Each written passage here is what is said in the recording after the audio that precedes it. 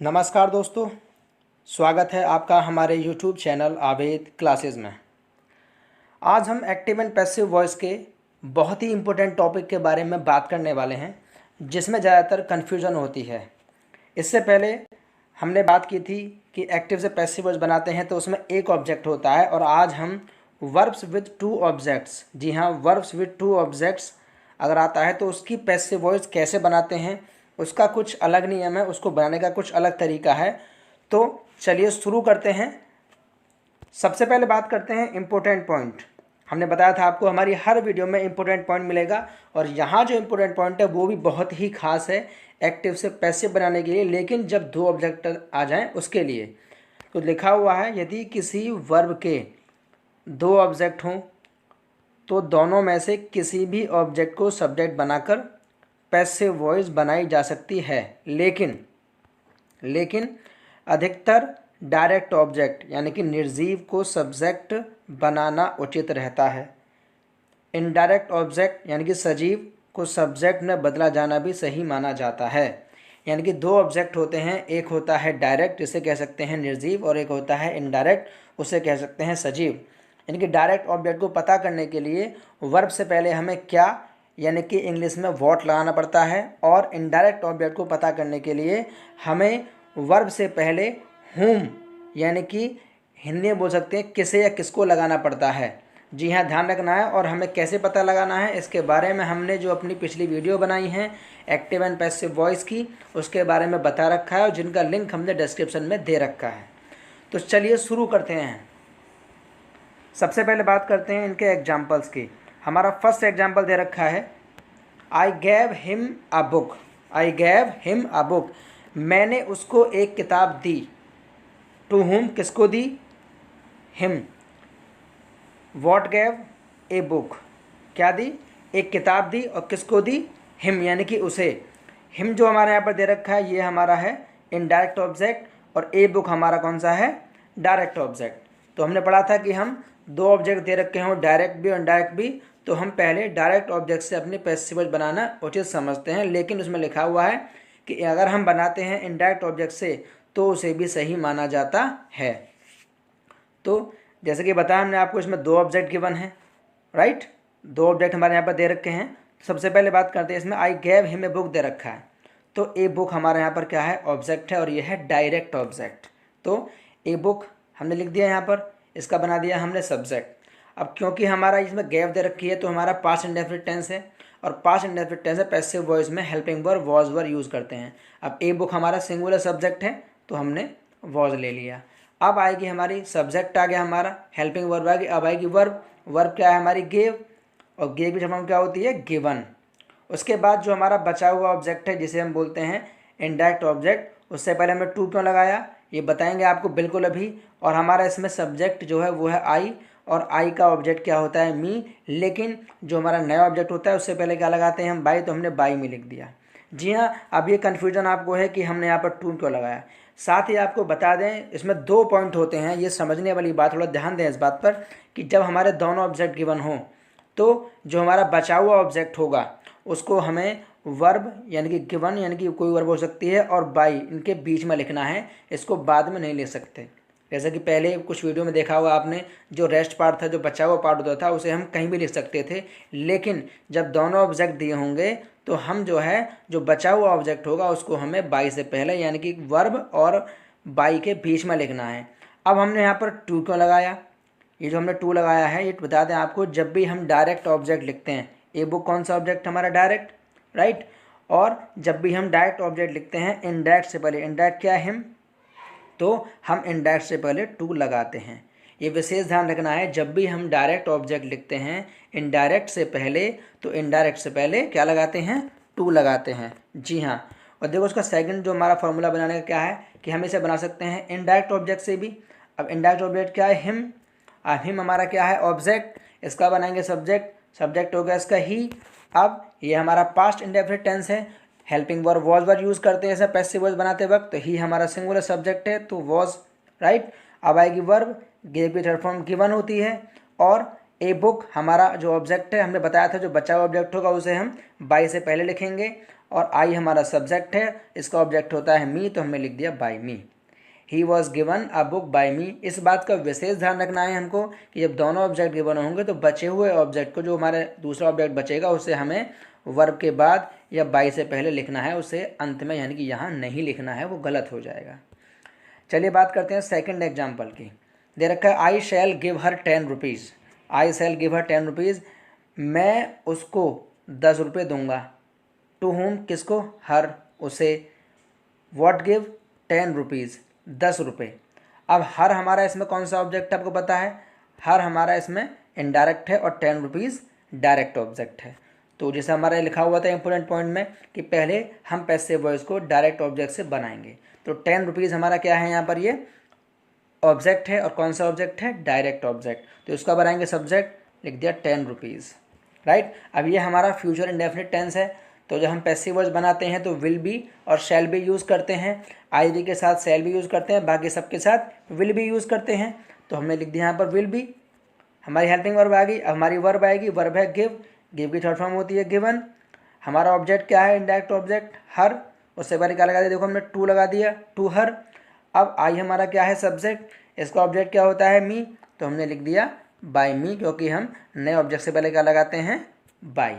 इस बात का विशेष ध्यान रखना है। और देखिए हमने बताया था आपको जो बचा हुआ ऑब्जेक्ट होगा उसे हमें बाई से पहले लिखना है, और इनडायरेक्ट ऑब्जेक्ट से पहले हमें टू जरूर लगाना है यदि हम डायरेक्ट ऑब्जेक्ट पहले लिख रहे हैं इनडायरेक्ट से। तो इसका सेकंड जो बनाने का तरीका वो दे रखा है हमारा। अब हमारी हर, जो हमारा ये इनडायरेक्ट ऑब्जेक्ट है, इससे बनाएंगे पैसिव वॉइस, तो हर का सब्जेक्ट बन जाएगा शी। अभी बताया था हमने आपको आई वी के साथ यूज़ करते हैं बस शैल बी, बाकी सबके साथ विल बी, तो हमने लिख दिया विल बी हेल्पिंग वर्ब के रूप में।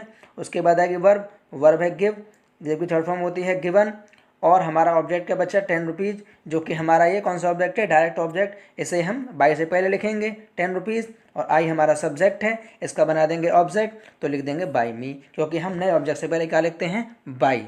जी हाँ, बिल्कुल ध्यान रखना है कि जो ऑब्जेक्ट बचेगा उसे हमें बाई से पहले लिखना है। अगर हम डायरेक्ट ऑब्जेक्ट लिखते हैं पहले इनडायरेक्ट से, तो इनडायरेक्ट से पहले टू जरूर लगाना होता है। जी हाँ, आगे बात करते हैं एक और इम्पोर्टेंट पॉइंट की। जी हाँ, हमारे यहाँ पर भी इम्पोर्टेंट पॉइंट है, इसके बारे में जान लेते हैं। इम्पोर्टेंट पॉइंट क्या है, ये लिखा हुआ है, यह भी जरूरी नहीं कि दोनों ऑब्जेक्ट दिए होने पर पैसिव वॉइस दो प्रकार से बन जाए। अब देखिए, बिल्कुल बहुत ही इंपॉर्टेंट पॉइंट है ये, यह भी जरूरी नहीं कि दोनों ऑब्जेक्ट दिए होने पर पैसिव वॉइस दो प्रकार से बन जाए। ध्यान रखना है, कई बार क्या होता है, कई बार डायरेक्ट ऑब्जेक्ट को सब्जेक्ट बनाकर ही पैसिव वॉइस बनती है, इनडायरेक्ट ऑब्जेक्ट से नहीं। देखिए, कन्फ्यूजन ना करें बिल्कुल भी आप, हम आपको बिल्कुल अच्छे से समझाएंगे, बस आपको ध्यान से समझना है, थोड़ा सा धैर्य रखना है।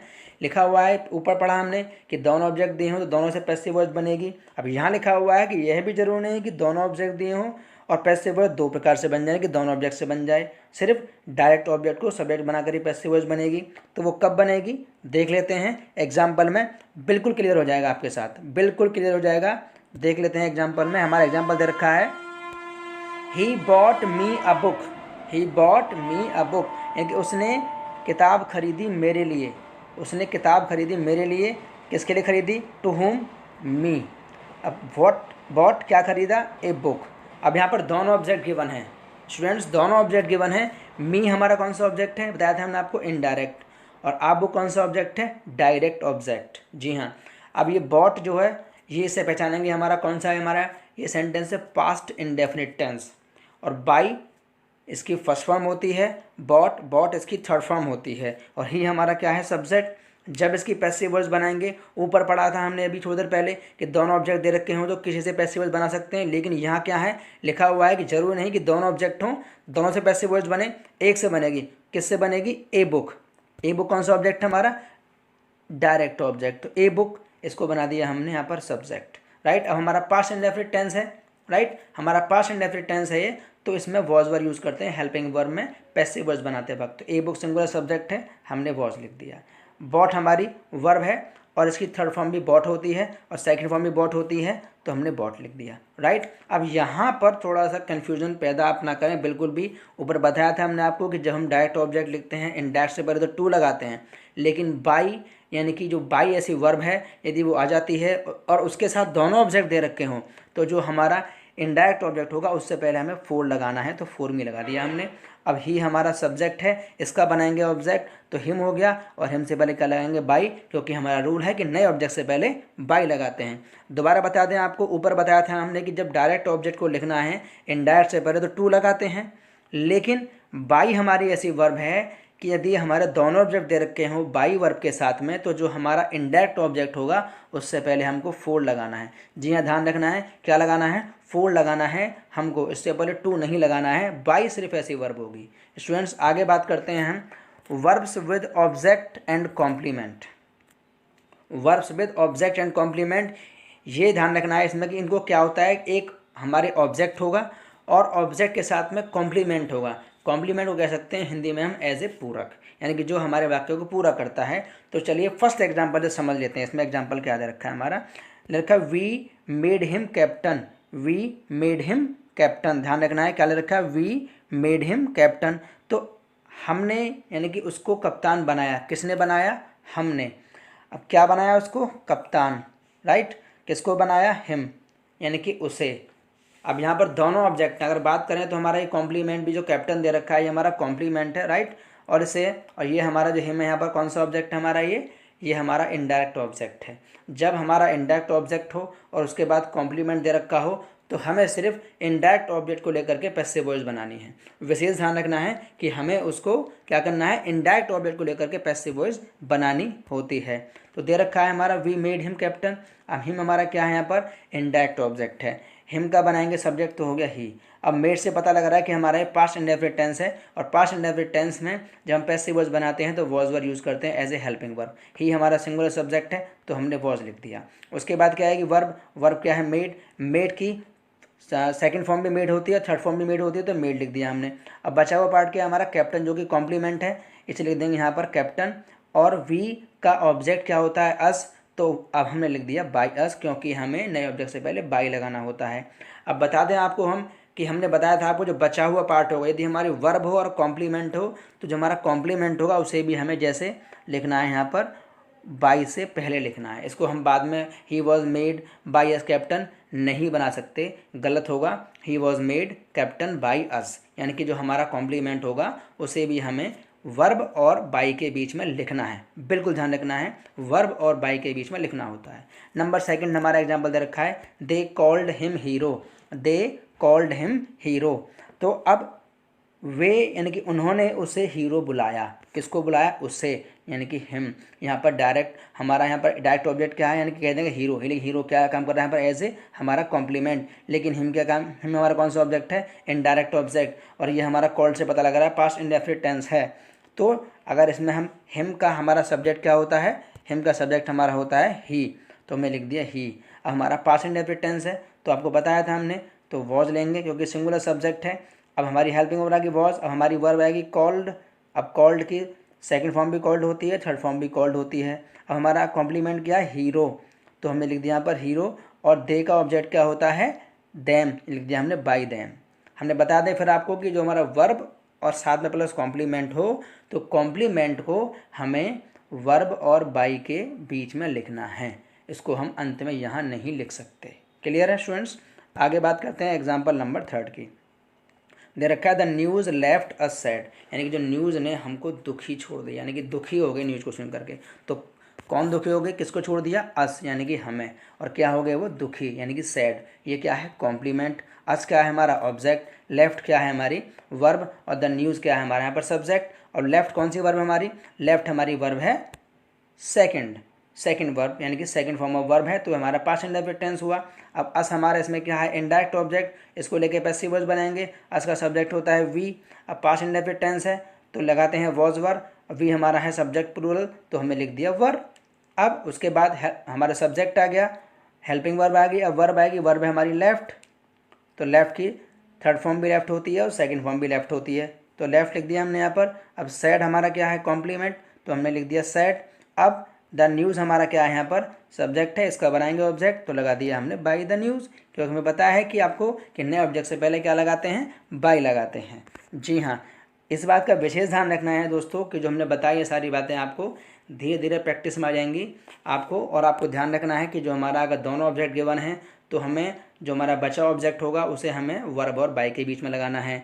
ऐसे ही अगर हमारा यहाँ पर वर्ब और कॉम्प्लीमेंट दे रखा है तो उसे भी हमें जो कॉम्प्लीमेंट बचेगा उसे वर्ब और हमें बाय के बीच में लगाना है।